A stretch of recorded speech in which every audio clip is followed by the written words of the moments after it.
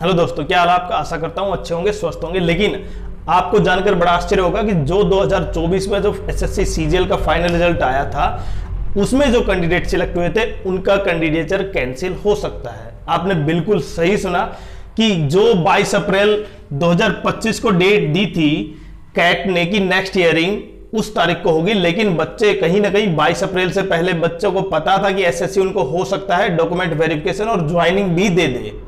और ये आपको भी पता है कि डॉक्यूमेंट वेरिफिकेशन कहीं ना कहीं स्टार्ट हो चुके हैं कुछ डिपार्टमेंट के, और बाकी स्टेट प्रेफरेंस तो सभी डिपार्टमेंट के आ चुके हैं।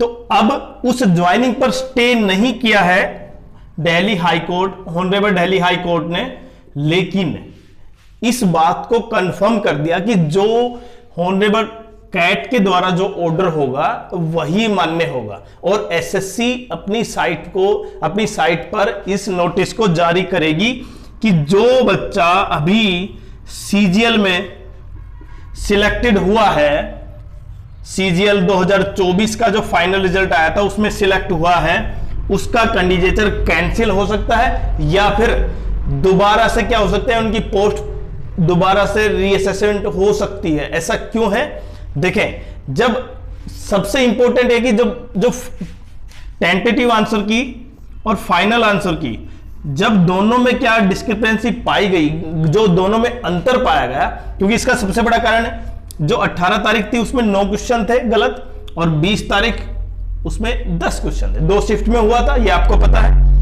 अब 2 शिफ्ट में हुआ तो बच्चों को मार्क्स ग्रेस दिए गए, इसलिए कुछ और रिजल्ट बाहर आया। तो जो कैंडिडेट हैं जिसने अभिनाथन एंड अदर्स वर्सेस एसएससी ने ये केस किया एसएससी के साथ कैट में, तो माननीय कैट ने ये नेक्स्ट हियरिंग 22 अप्रैल को डिसाइड की कि 22 अप्रैल को इसकी नेक्स्ट हियरिंग होगी, लेकिन स्टे नहीं लगाया। लेकिन अब जब ये बच्चे दिल्ली हाई कोर्ट में गए, ऑनरेबल दिल्ली हाई कोर्ट में गए, तो वहां पे ऑनरेबल दिल्ली हाई कोर्ट ने ये बताया कि जो केस चल रहा है उससे संबंधित कैट ही, क्योंकि यहां पे जो 10 क्वेश्चन है ना, इनमें 1-2 क्वेश्चन तो यही हो सकते हैं कि तुरंत अभी प्राइमा फेसी के जरिए आप देखकर बता सकते हैं कि अभी गलती, अभी 2 में तो गड़बड़ी अभी दिखाई दे रही है। इन्वेस्टिगेशन और हो तो कुछ क्या हो सकता है वो एक अलग चीज है। इसलिए ऑनरेबल दिल्ली हाई कोर्ट ने बताया कि इसमें डिटेल इन्वेस्टिगेशन नहीं करा सकते हम, लेकिन अगर कैट चाहे तो डिटेल इन्वेस्टिगेशन करा सकती है उस मामले में। और वो जो वहां पे रिजल्ट आएगा हो सकता है उसमें ये बच्चे जो डिजर्विंग कैंडिडेट थे वो भी उस लिस्ट में अब शामिल हों, और उस शामिल होने के कारण कहीं ना कहीं जो बच्चों का पहले अभी आप समझे कि जैसे आपको टैक्स असिस्टेंट मिला था, हो सकता है वो टैक्स असिस्टेंट से बाहर चले जाए क्योंकि ये बच्चे भी शामिल होंगे, ऐसा मान सकते हैं आप। और अगर ये टैक्स असिस्टेंट था तो हो सकता है इसके मार्क्स यहां पे जो रॉन्ग क्वेश्चन थे उसमें ठीक हो इनके, और इसकी वजह से टैक्स असिस्टेंट की बजाय इनकम टैक्स इंस्पेक्टर लग जाए। तो अभी आपको ये बिल्कुल कंफर्म नहीं करना कि आप टैक्स असिस्टेंट लगे हैं, इनकम टैक्स इंस्पेक्टर लगे हैं, वो आप परमानेंट बन गए अभी। क्यों?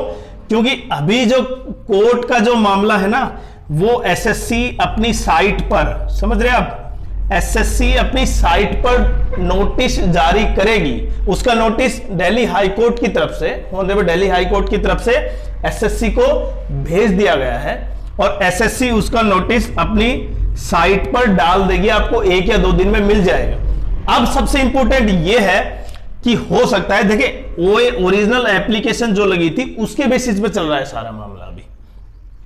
अभी आप ये समझे कि जो बच्चे, हो सकता है ऐसे कितने डिजर्विंग कैंडिडेट हैं जो इन एसएससी की टोटल जो ग्रेस मार्क्स दिए गए 9 × 3 और 10 × 3 30, और यहां पे 27, और जो रॉन्ग क्वेश्चन के मिलते वो अलग, उसकी वजह से बहुत से बच्चे डिजर्विंग कैंडिडेट बाहर हो गए। अब उनके लिए एक खुशखबरी ये हो सकती है, अगर डिटेल इन्वेस्टिगेशन कैट के द्वारा हो जाती है या एसएससी या कैट के द्वारा कुछ ऐसा सामने आ जाता है कि ये रिजल्ट में कुछ ज्यादा गड़बड़ी थी, तो इस रिजल्ट को जो अभी आपके सामने है वो क्या हो जाएगा, चेंज हो सकता है या फिर कैंसिल, अगर आप मानते हैं कि उसमें कैट मानता है, हम नहीं मानते भाई, ऑनरेबल कैट ये मानता है कि उसमें ज्यादा गड़बड़ी थी, तो हो सकता है रिजल्ट दोबारा से आया है।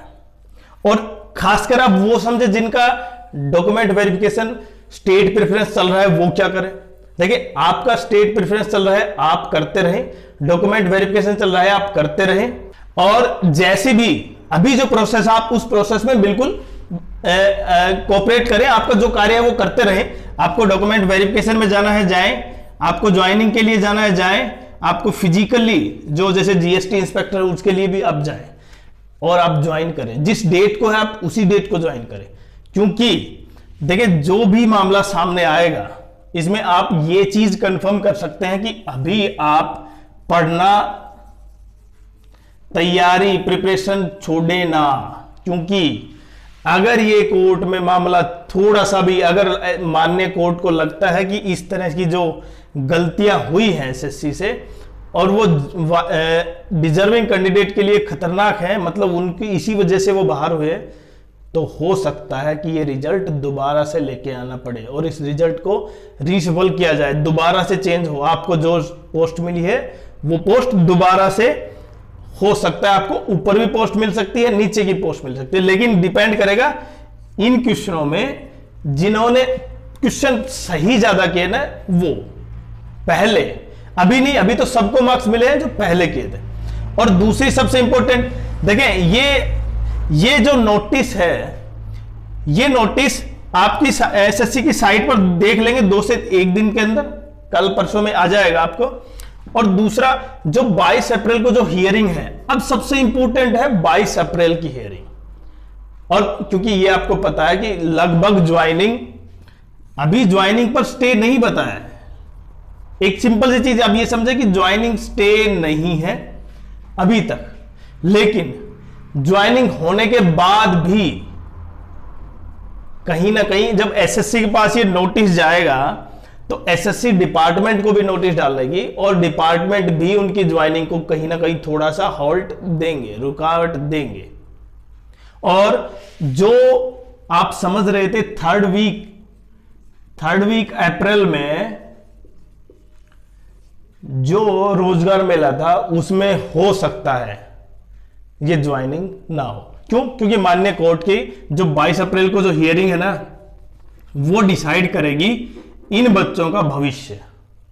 तो 22 अप्रैल 2025 जो सिलेक्टेड कैंडिडेट हैं वो, और जो सिलेक्ट नहीं हो पाए, जिनकी जो कोर्ट में गए वो डिजर्विंग कैंडिडेट, उनके लिए बहुत बड़ा दिन है। कहीं ना कहीं अगर डिटेल इन्वेस्टिगेशन कैट करा देता है इन दोनों शिफ्ट में जो रॉन्ग क्वेश्चनों की, खासकर टेंटेटिव आंसर की और फाइनल आंसर की, तो हो सकता है कुछ और ही नतीजे सामने आए।